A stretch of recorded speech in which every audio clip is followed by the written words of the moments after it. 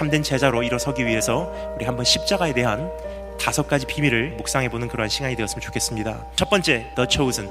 십자가는 우연이 아니라 선택이다. 십자가의 길의 한 구간을 대신 십자가를 져준 구레네 사람 시몬에 대한 내용입니다. 그날도 역시 수많은 사람들이 줄지어서 예수님의 십자가 지시는 그 모습을 목격하고자, 조롱하고자 그 자리를 맴돌고 있었습니다. 근데 그날 수많은 사람들이 있었지만 딱 한 사람만 대신 십자가를 지도록 지명을 받았어요. 구레네 사람 시몬입니다. 성경에서 분명히 말합니다. 그가 억지로 십자가를 지었다고. 왜 하필이면 난가? 그 상황이 당황스러웠을 것이고요, 자기 십자가도 제대로 지고 가지 못하는 이름 모를 죄수가 미웠을 거예요. 하지만 분명한 것은요, 수많은 사람들 가운데 하나님께서는 그날 구레네 사람 시몬을 선택하셨다는 것입니다. 그럼 십자가는 절대로 우연이 아닙니다. 하나님의 선택입니다. 오늘 이 말씀 외에도 다른 곳에서 똑같은 진리를 발견할 수 있지 않나 생각이 됩니다. 예수님께서 베드로의 죽음에 대해서 예언하시는 장면, 요한복음 21장 말씀 내용입니다. 네가 젊어서는 스스로 띠띠우고, 스스로 띠띠운다는 것은요, You're gonna dress yourself. 네가 스스로 옷을 입고 네가 원하는 곳으로 다녔거니와 늙어서는 네 팔을 벌리리니 네가 원하지 않는 곳으로 데려가리라. 이 말씀을 하시면 베드로가 어떠한 죽음으로 하나님께 영광을 돌릴 것을 가리키심이로라. 결국 어떻게 죽었죠?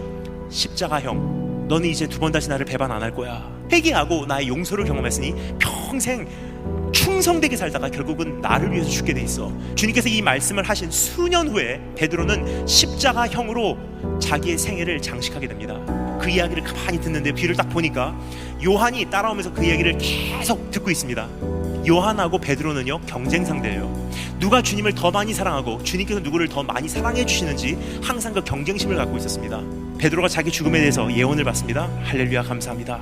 보니까 요한이 듣고 있어요. 주님께 여쭤봅니다. 주님, 이 사람은 어떻게 되겠사옵나이까? 주님께서 뭐라 그러시는지 한번 들어보겠습니다. 내가 돌아올 때까지 그를 살려둔다 할지라도 너하고 무슨 상관이냐? 오직 너는 나를 따르라 그래요. 너는 너의 십자가가 있고 요한은 요한의 십자가가 있어. 비교하지 마. 네가 해야 될 일은 나만 신뢰하고 따라오는 것, 바로 네 십자가 네가 지는 것이 제자로서의 첫걸음이야.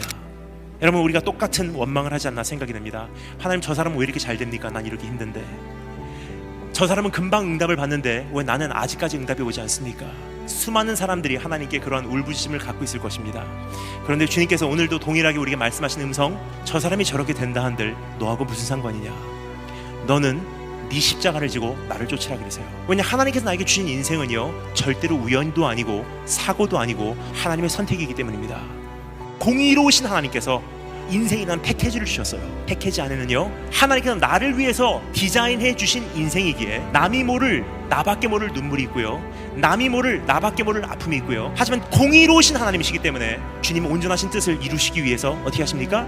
남이 모를 눈물 때문에, 남이 모를 간증이 내 삶 속에 있고요, 남이 모를 아픔 때문에 나밖에 모를 하나님과 나와의 친밀함이 있다는 것입니다.